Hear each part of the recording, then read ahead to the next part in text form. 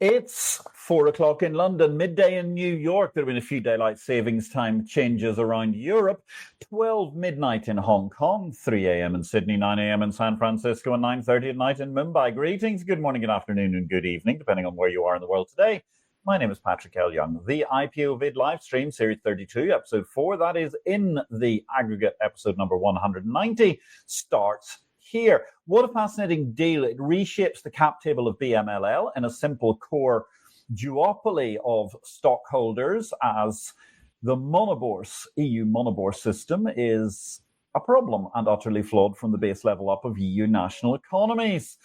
From the smallest economy to the largest, creating an EU monobourse makes no sense whatsoever for the dynamics of capitalism in Europe. And indeed, that was an op-ed which was written by yours truly, which should be on the screen at the moment, but it's not. At the same time, the CFTC, amid concerns the Trump administration has lost the plot, are going all in on crypto, and new chairman Selig is a noted crypto advocate. Finally, this week, the LSEG have a new swap clear deal, which ought to remind LSEG that markets are the thing that got them all the way to, unfortunately, doing a dismal deal to buy the old Reuters Financial somewhat definitively. We've got the panel. We're going to be talking markets and market structure today. I'm delighted to welcome back Mark DeBedis, a recently retired from SIBO, having been a co-founder of BIDS. Mark has a lengthy pedigree at the nexus of tech, product development and markets, while Anne Berg is a leading expert in commodities, commodity futures and food security issues, a former grain exporter, futures trader and CBOT director. These guys are lining up today with a new guest, someone who's been on the show previously but not on the panel. Delighted to welcome back Ira Harris, an active macro global trader with over 46 years of experience in all areas of commodity trading, including broad expertise in cash currency markets. Ira is an active macro global trend trader and a regular guest on CNBC and Bloomberg. So, ladies and gentlemen, well, let's start with the macro, I think, out there. Ina, what does the melee victory mean for markets? All ideas are welcome. Let's start with you, Anne. Well, it's according to the mainstream media, it's a great big surprise. I just am quite grateful that such a figure in the world of politics right now has been successful and has managed to pull off a landslide victory, it appears, which, as I say, took everyone else seemingly by surprise, except for you, Patrick, and a few minor but well-known consultants. I think it's a great deal just because it embeds the United States with a capitalistic partner. When we see China that's nibbling at every single corner of South America, and you've seen Cronus-style governments everywhere. They're either socialist or communist or military dictatorships, which is not good for United States. So I think it's a big win. And it's also a source of minerals. There's large lithium deposits in Argentina. So I think it's all around very good. Yeah, Ira, what do you reckon about what's been going on in Argentina? Well, I think Anne is 100% right. And I go back to a piece written by somebody who I read regularly, the Doomberg Group, the Greenberg, as he's known. And he wrote about this about over a month ago. And he discussed what the bailout would be based on. And it's going to be a lot more than lithium deposits that are going to secure these loans. There's that Vaca Muerta, which is a potentially huge shale deposit, as well as other energy deposits that have gone, of course, underutilized. As Argentina has not treated capital very well, probably since we could probably argue since the early 50s, but don't cry for me.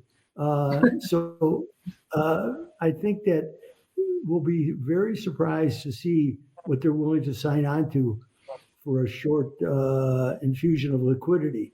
But they may not even need as much, especially now with his victory, which really shook people because, of course, the previous local elections didn't fall his way at all. But this was a very confused election. So this will all be secured. How the final deals play out don't know.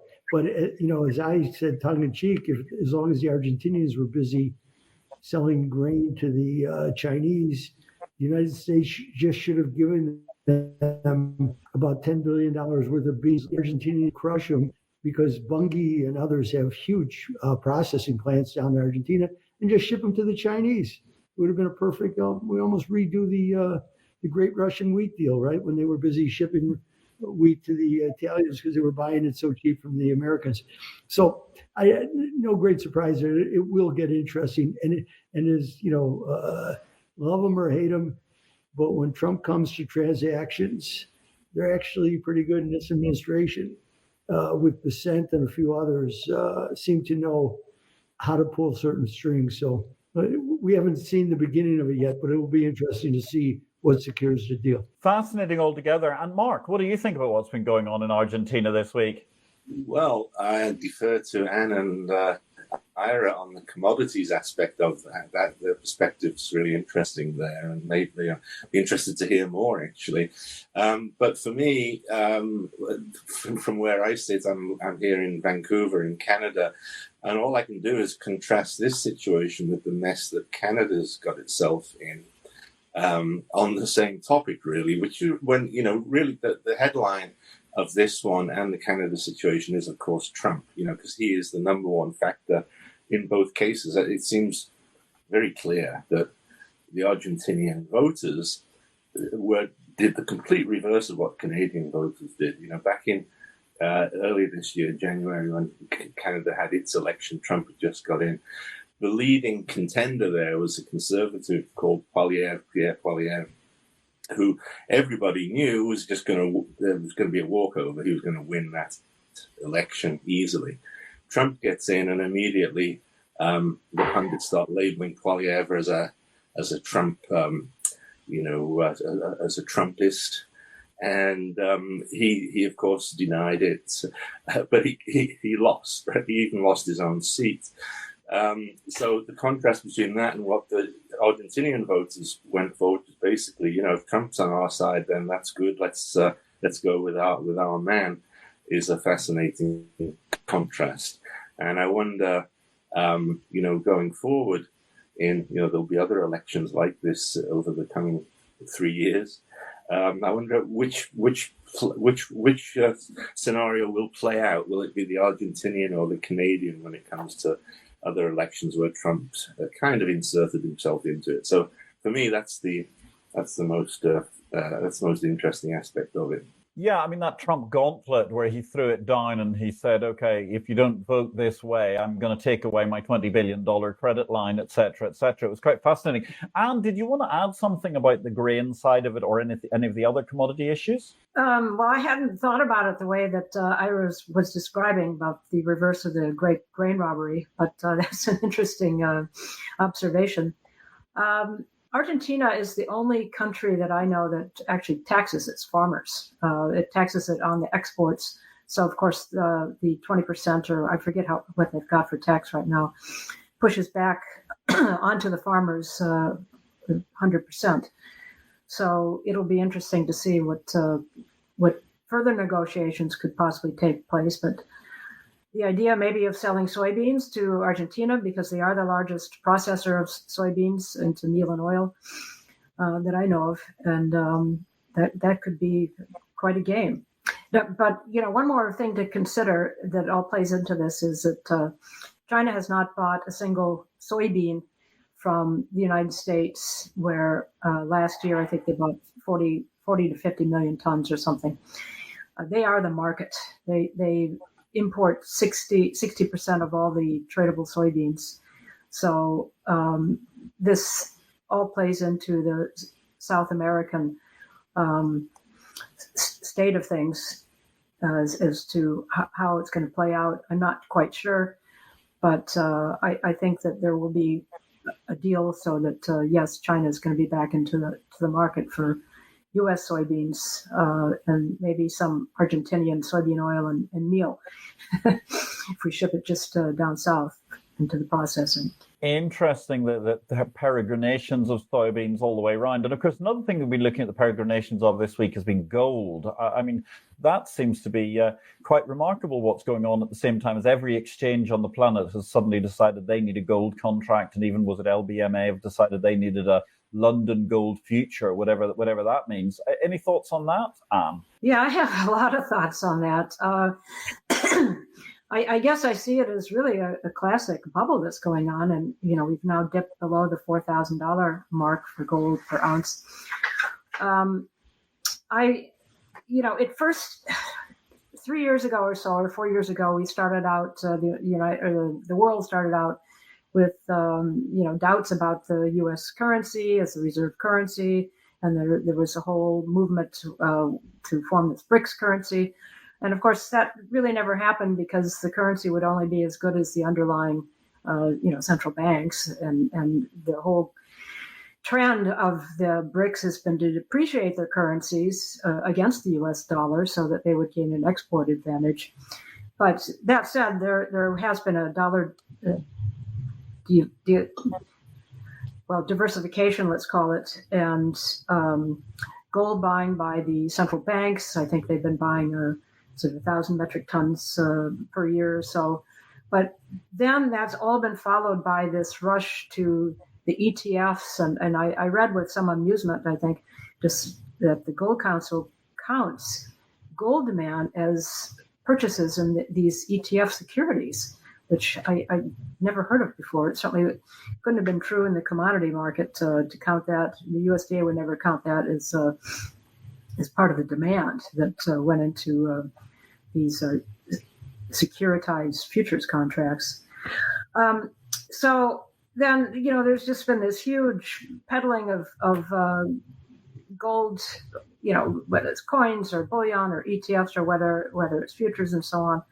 That always follows the certain fundamental. In other words, every bubble has fundamental aspects embedded in it, and this is why it becomes a bubble, is because there's so many still believers in of this bubble mentality, way beyond when the actual demand and now jewelry demand has gone down.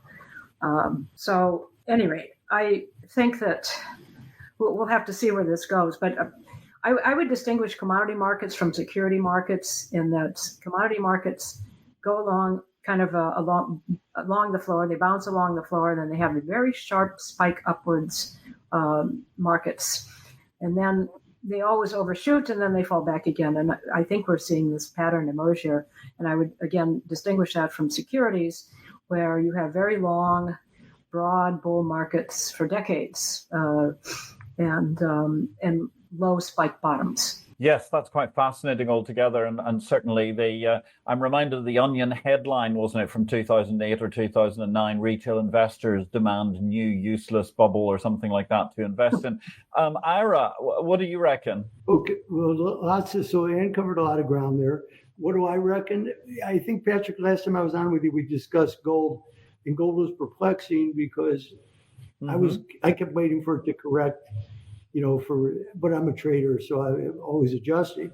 But always believe that when real yields, and I'm talking about overnight money yields, not the longer duration, but when the real yields, especially in 22, 23, when the Fed raised interest rates over 5%, so the effective real yield by the measure of data that we have to deal with was probably about 2.25%, which usually causes ructions in the gold market because gold hates real positive yields, because if money is giving you a real positive yield, why do you want to hold gold? And yet gold couldn't correct back into that magic area of about 1580 to 1620, and just kept holding it 1780, 18. So I said something else is up here. And it's evidently what we've seen with the central banks accumulating. But I think it's more than that. I think the sovereign wealth funds are a major new actor in a variety of markets. And I think this market is definitely one of them. And they not only do they have vast amounts of money, they know how to use leverage, And they also have the ability to create narrative headlines. So this makes it, from a trader standpoint, very exciting. Yes, we know central banks have been buying in response to the Ukraine invasion by Russia. And interesting, so I was interested in listening to Mark, and I couldn't agree with him more because Trump cost Pierre that election. He never wants to own that. But I think Canada needs to get its act together. And, the person who now resides as the prime minister, of course, was the one who sold off all Canada's gold. The Central Bank of Canada owns no gold, even though Canada is a significant miner of that material.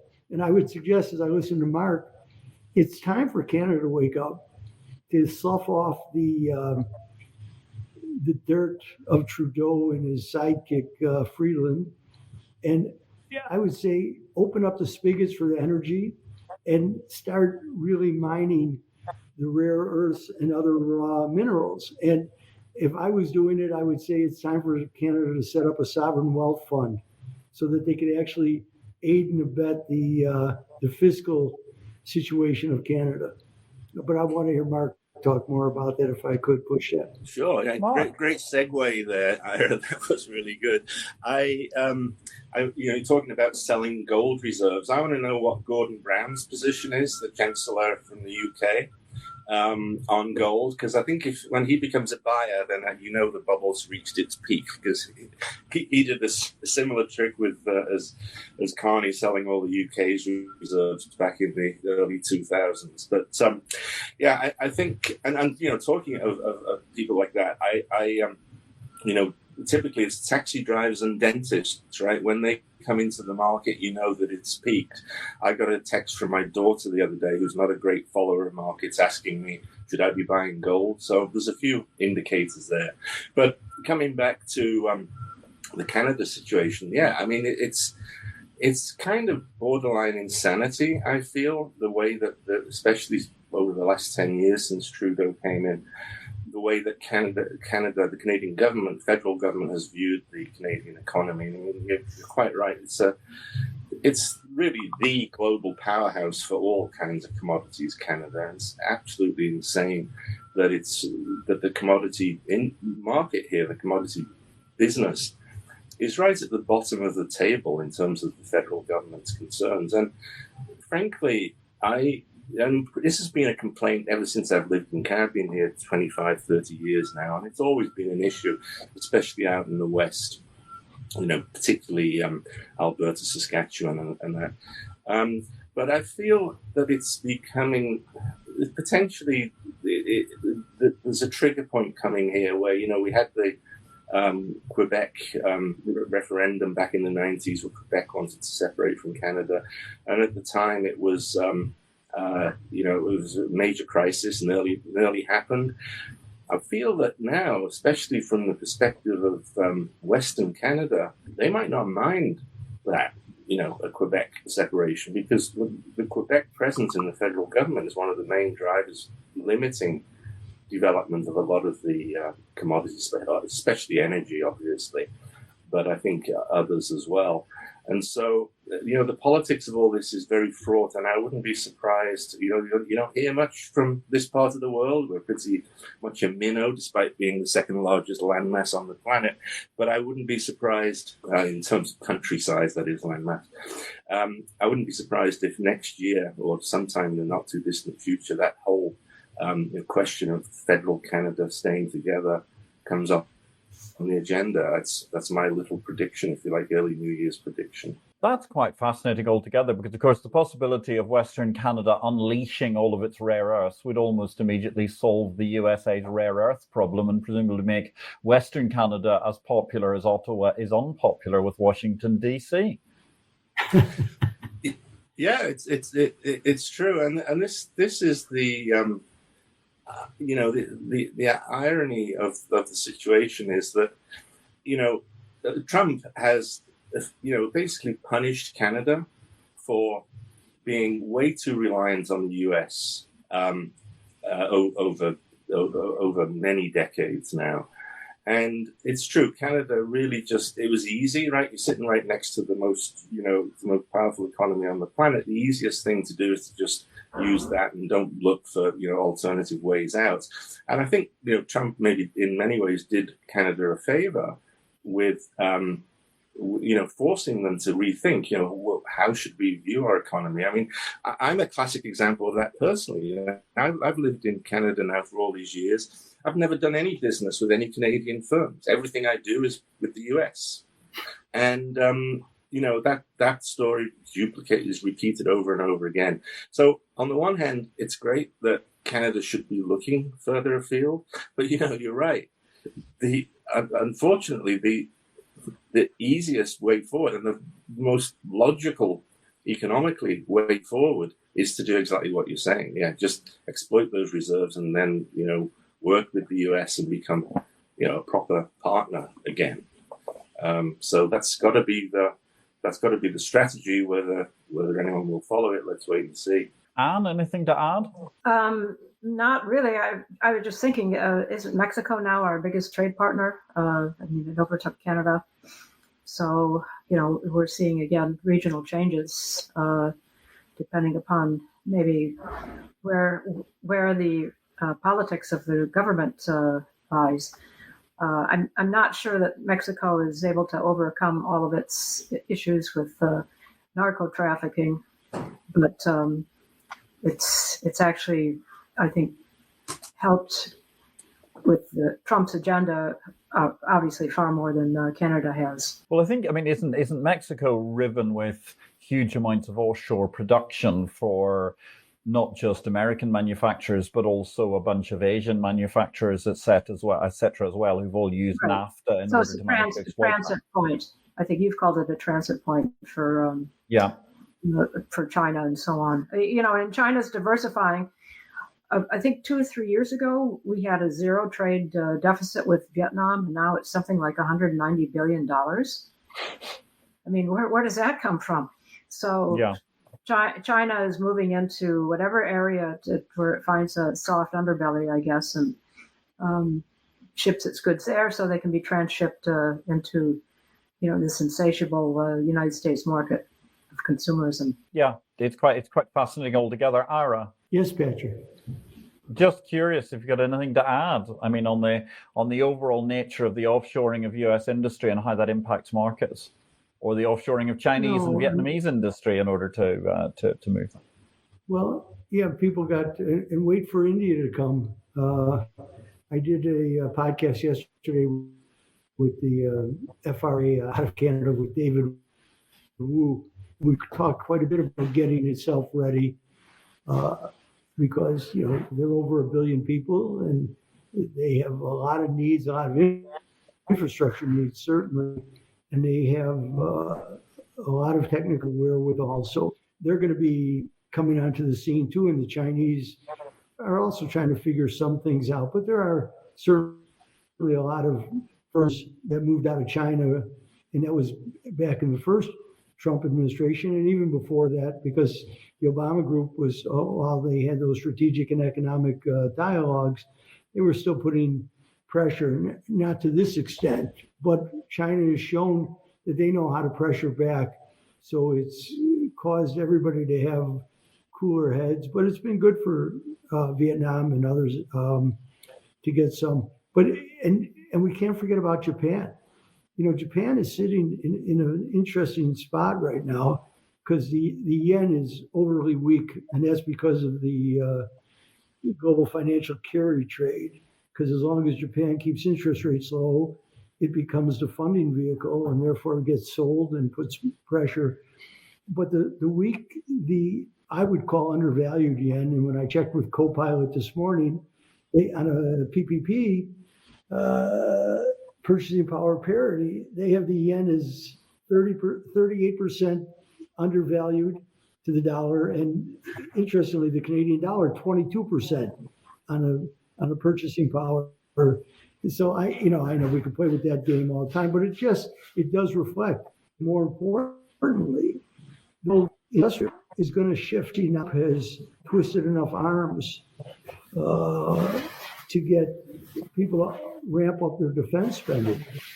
So it's not like the United States, and I've made this point elsewhere, that the United States has run an oligopoly, if not a monopoly, on defense for many, or probably 6 decades. It's coming to an end. And you had very erstwhile competitors, especially in Germany and Japan, who can ramp up their defense spending and ramp up their defense industries, more importantly, to compete. So I think these next 10 years are going to be fascinating. And America may be pushing for some things that they may wish that they didn't. Again, I know that, in the Milton Friedman line, there's no free lunch.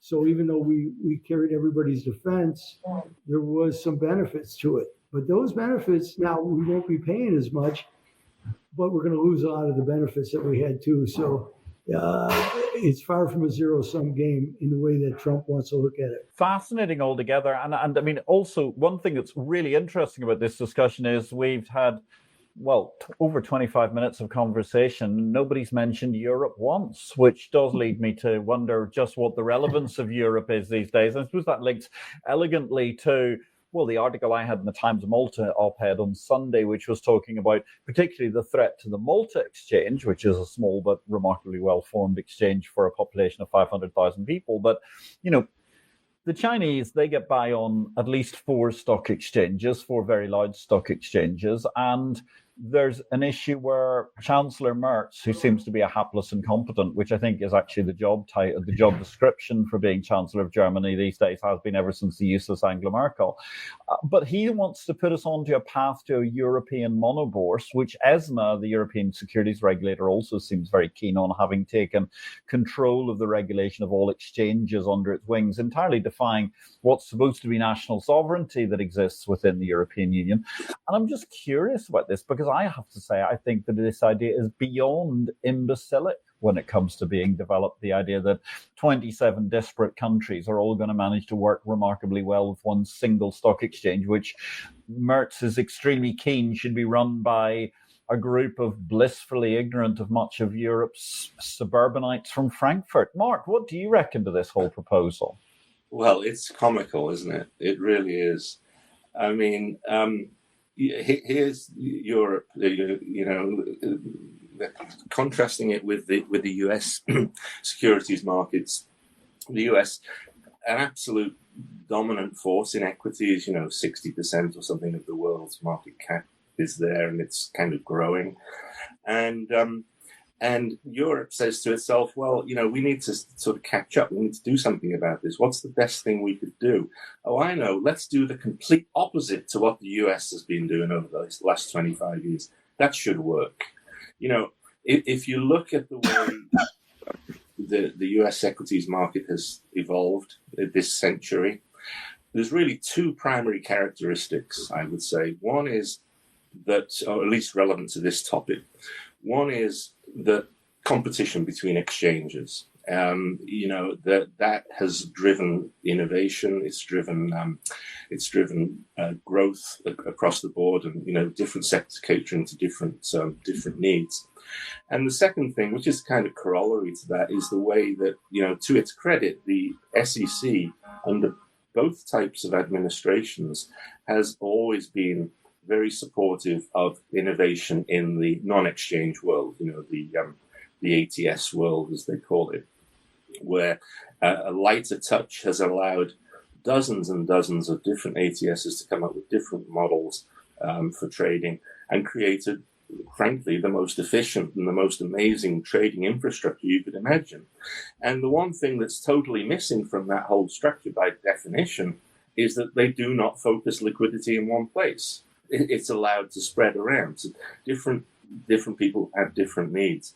And for the EU to say that the solution to its problems is to consolidate and effectively eliminate that competition is just absurd. You'd almost suspect some kind of conspiracy there. What can we do to make things even worse? So I've got no words for it, Patrick, really, in terms of, a plan.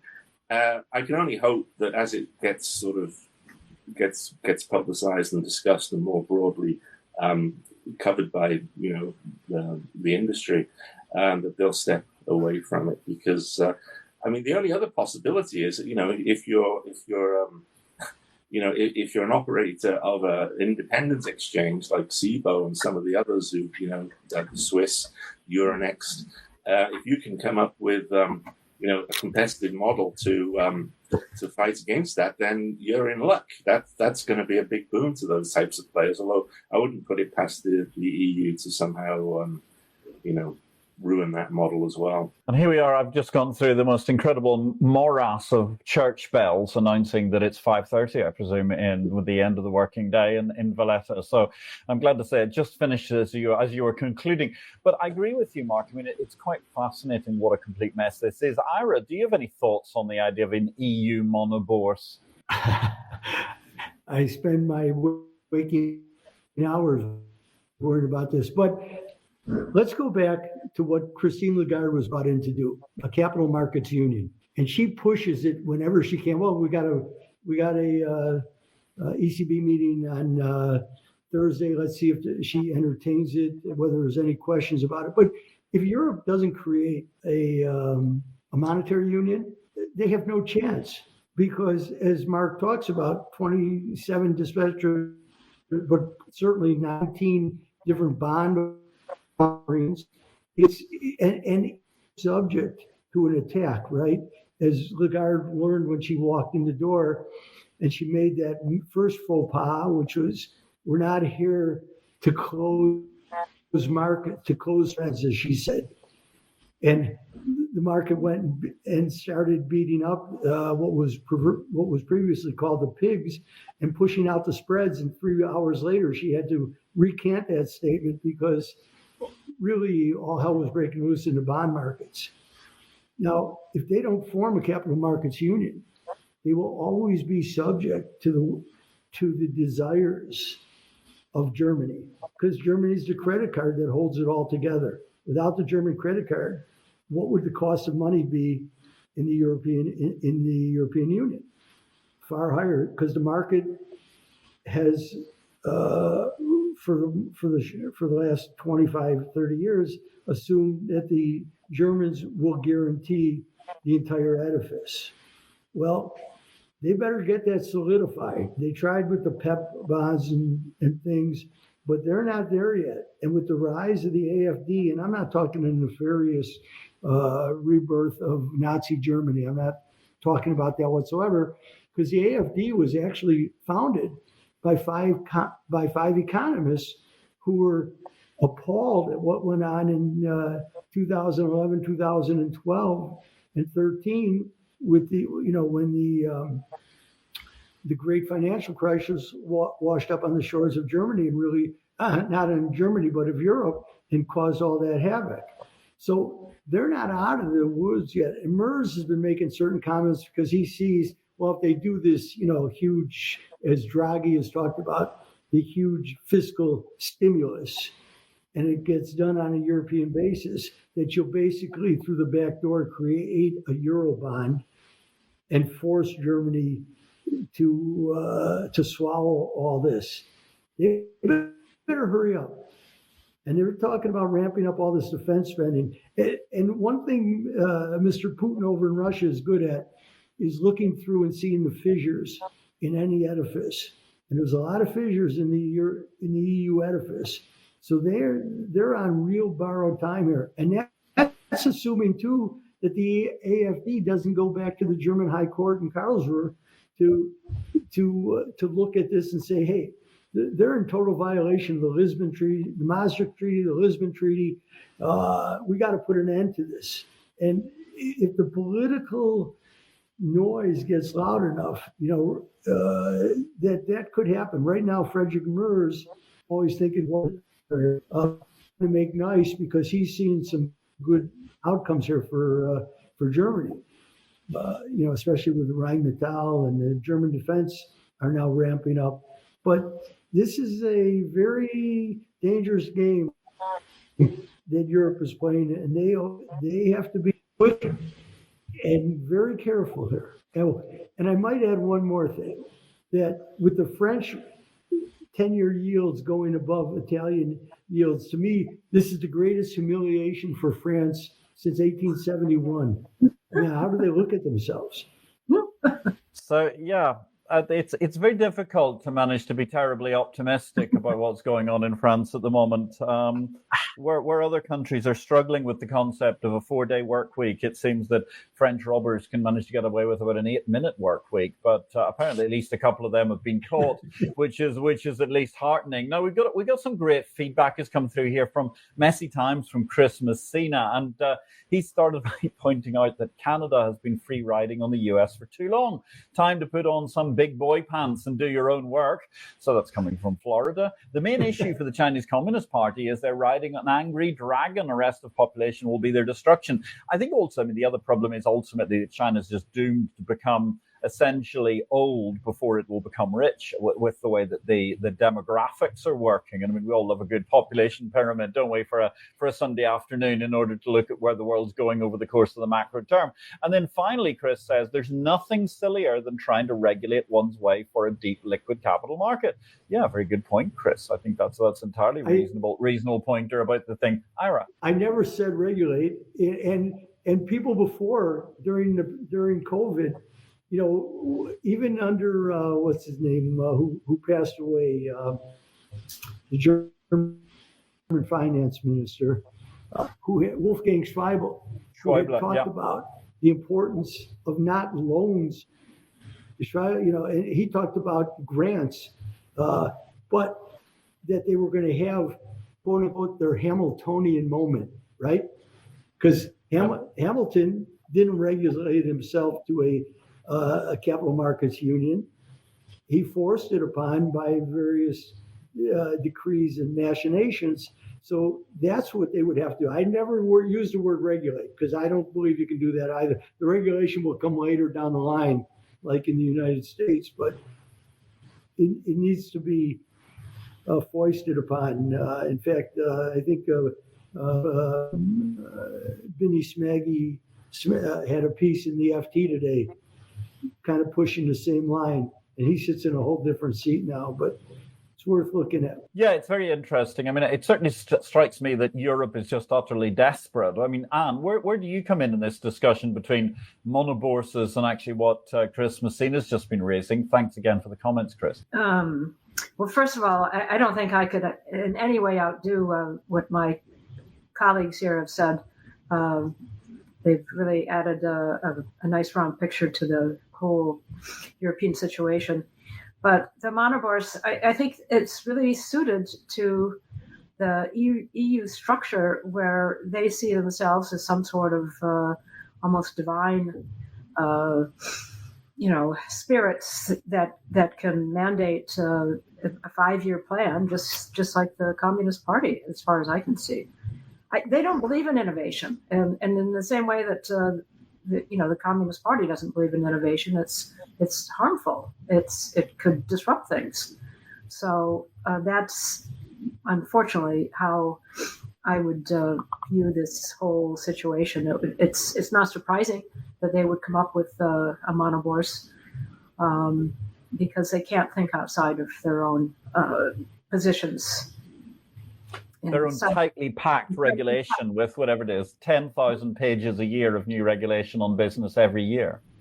Yeah, well, it gives them a sinecure, and it's just, it's not, the problem also with Europe, of course, is that they were getting all of this cheap gas, which was allowed by Merkel to, Nord Stream 1, then Nord Stream 2, which of course is defunct now. But they were such an engine because of these things that she had helped to engineer, and now it's all coming to an end, or it has come to an end because of the expense of not just the energy, but their drive towards the clean energy So it becomes an impossible task for them to grow, as far as I can see. Yes, it has become. And speaking of impossible tasks, maybe that's a good time to just quickly segue to our book of the week this week. The book of the week is The Carbon Paradox, a climate action drama. It's by Renat Hoiberger, Steve Zwick, and Marcus Hirschbrunner. And actually, they were all guests on our show just a few weeks ago, IPO-VID 185. With the eponymous title, The Carbon Paradox. It's an ambitious and genre-defying novel, a fictional work based on facts that explores one of the thorniest questions of our time. How do we fund real climate action in an imperfect world?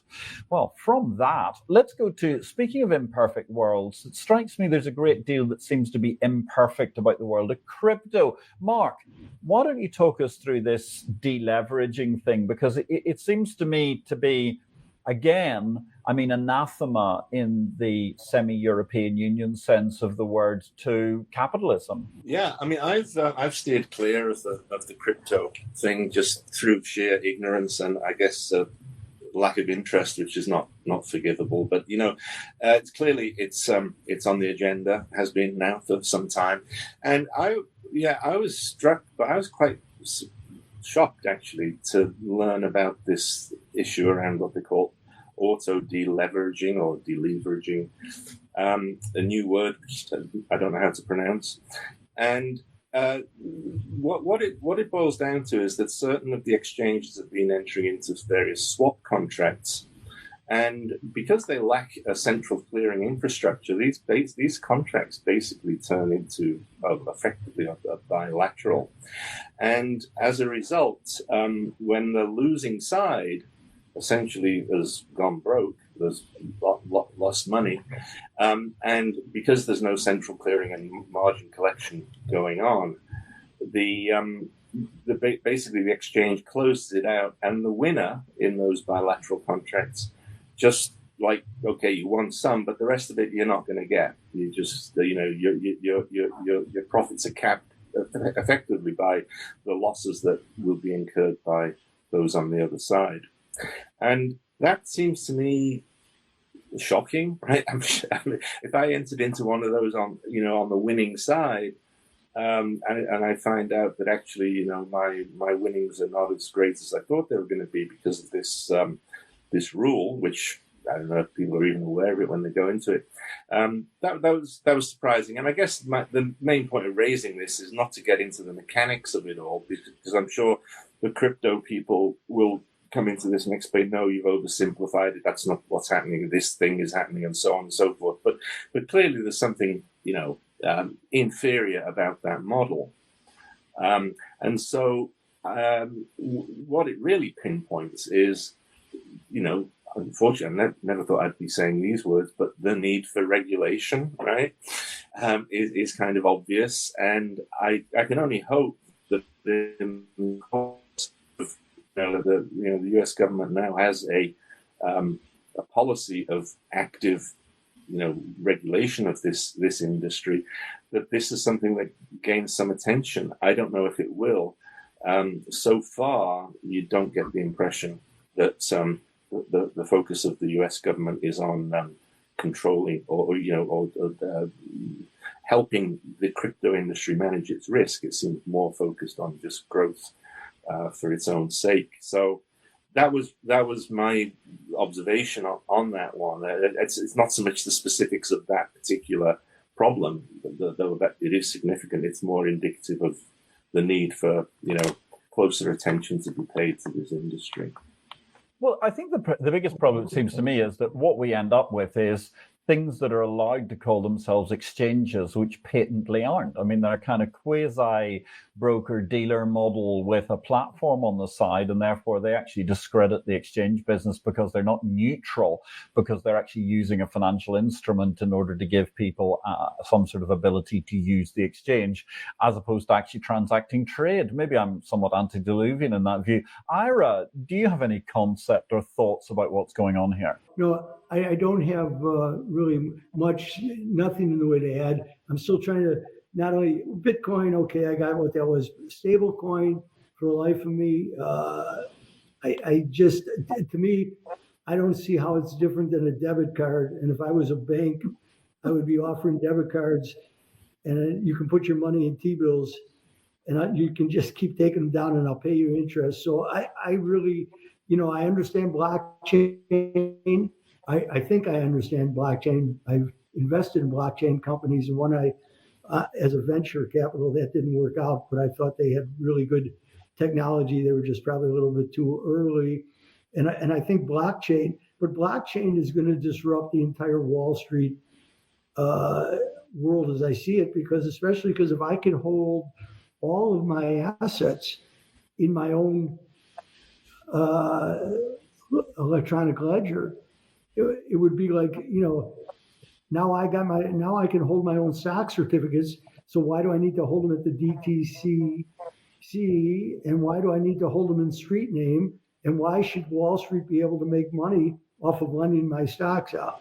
So I think that's going to be very disruptive. They've been kind of slow, but I don't have it. I'm waiting to listen to Ann. I really have nothing to add. Patrick, didn't FTX have some sort of mechanism that was a little bit similar? They applied for it. The CFTC was some sort of it's like a self-annihilating algorithm that they were proposing. Yeah.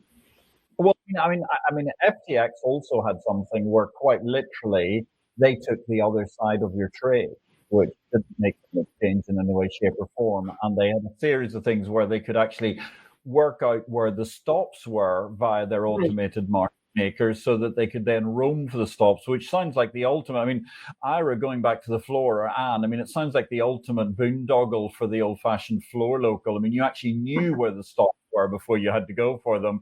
You just had to roam over there, get the stops, and then you closed everybody out. Everybody lost money, and you made money. And I mean, that was built in. That was actually hard coded into the FTX system, which I think was the reason why I always said nobody in their right mind was ever going to buy the FTX system in order to use it in the future, because it was simply so corrupt. Yeah. Patrick, if I can add one thing. So I was on the original committee of Globex, combining it with Aurora. I represented the CME, and we went and we met with the Board of Trade people. And when I saw the way the Aurora system worked with everybody's icon, that's exactly what it was. It was an electronic bagman. So we had come out of that area, and now we were going to electronic, because if I'm an order filler, if I can control the order flow, and I can direct who I'm going to, whether they're the best or maybe they're just one amongst many. But if I'm directing who's going to basically eat all day, that's taking the bagman from the floor and making it an electronic that much more efficient. So it's pretty funny when I hear that.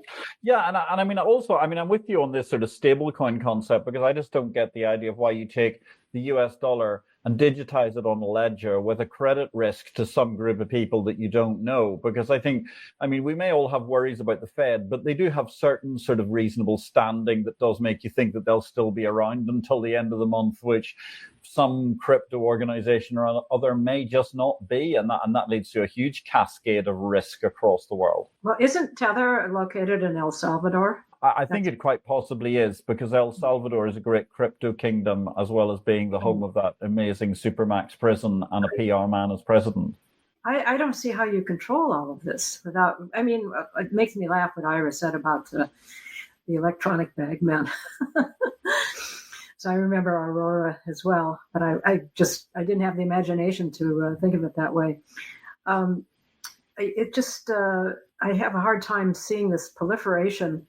And also the minting of, the sudden minting of millionaires, billionaires through this, what I call Jack and the Beanstalk beans, magic beans, that it's really inflationary. I mean, if suddenly you've got 1,000 new millionaires who are out buying things, and then, luxury goods and so on, it adds to the money supply without any productivity. And I think, yeah. And also there are all these people who think that they're going to be able to tokenize very ordinary commodities like, I don't know, cement or something.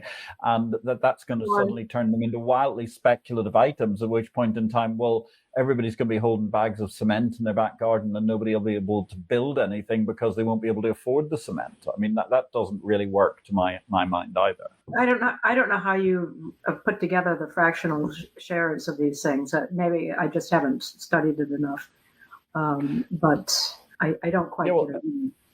No, and certainly, I mean, my one concern, Ira, about what you're saying, though, is that, yes, I can understand it's a great idea to put into people's portfolio the power of having their portfolio, but does not just leave us with a digital variation on a theme of paper stock certificates, i.e. it's very difficult for registrars to end up knowing who actually owns their shares because they're all sitting there on some distributed ledger somewhere. And as we've already seen with different elements of the NFT market, if your DLT stops working because somebody doesn't upgrade it, then you actually have a monumental problem because all of your assets disappear. There's so many bugs to work out of the system. And again, but Wall Street will continue to slow walk it because it's in their best interest to slow walk it.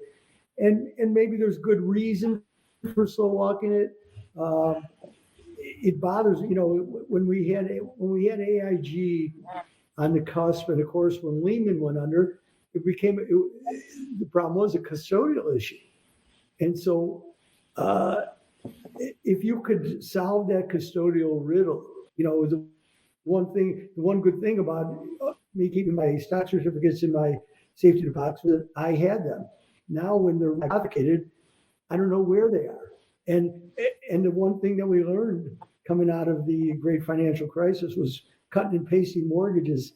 That made things a little different. You had interest-only mortgages, you had non-interest bearing, so you were cutting and pasting everything anyway, and good luck going to rechase that down. So there certainly is no perfect solution as of yet, but it does get interesting. I think the topic is absolutely true. It certainly gets interesting. Mark, go ahead.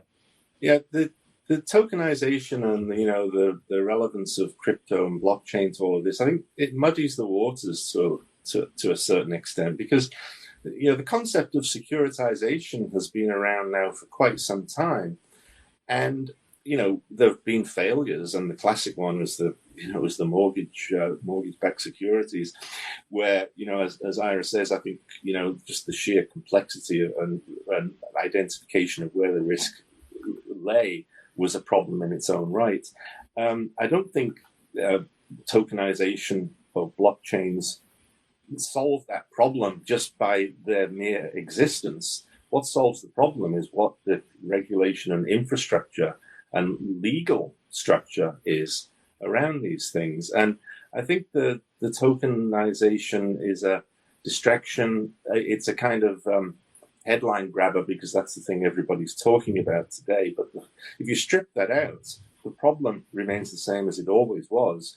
And it's a problem worth solving, which is that how can you make securitization work in a very, very efficient way so that it is delivering products that people want to invest in, and they can track those products accurately, and it's not subject to market failure. And that's a good old-fashioned market structure risk management problem, which, in all fairness, the derivatives industry solves similar problems with the creation of the modern derivatives exchanges and the central clearing. So I kind of remain optimistic that we'll come out the other end of this with more product, more innovation than we started. But it won't be because of blockchains. It'll be because of good legal and risk management infrastructure. And on that note, ladies and gentlemen, I think I'm going to call this a wrap. We've several other topics we're going to roll into next month's panel discussion. I just want to say a huge thanks to newcomer Ira Harris, who's given us some fabulous metaphors throughout the course of the show. Thank you very, very much for joining us, Ira. We look forward to seeing you back again in the near future. As always, our commodities doyen, Anne Berg, has been sparkling. And thank you so much, Mark Bettis, for your insights into so many things, not just including the DLT tokenization issue, with which I have to say I wholeheartedly agree. Why does it have to have a DLT at the end of it? Actually, it's a fundamental securitization issue. Ladies and gentlemen, there's not going to be a show next week because we are taking a Halloween holiday. But at the same time, I want to thank today our fabulous contributor, Chris Messina of Messy Times, who's been adding some great comments to what's been going on. And let me add a huge word of thanks to AJ Racy and Kim for being our production team today. And this is me, Patrick Young, thanking you once again, and Ira and Mark, for an excellent show. And we look forward to returning in 2 weeks' time with IPO-VID after we've enjoyed the Day of the Dead, Halloween, and indeed Guy Fawkes Day. Thanks for watching, and indeed, as always, have a great week or a great fortnight in life and markets.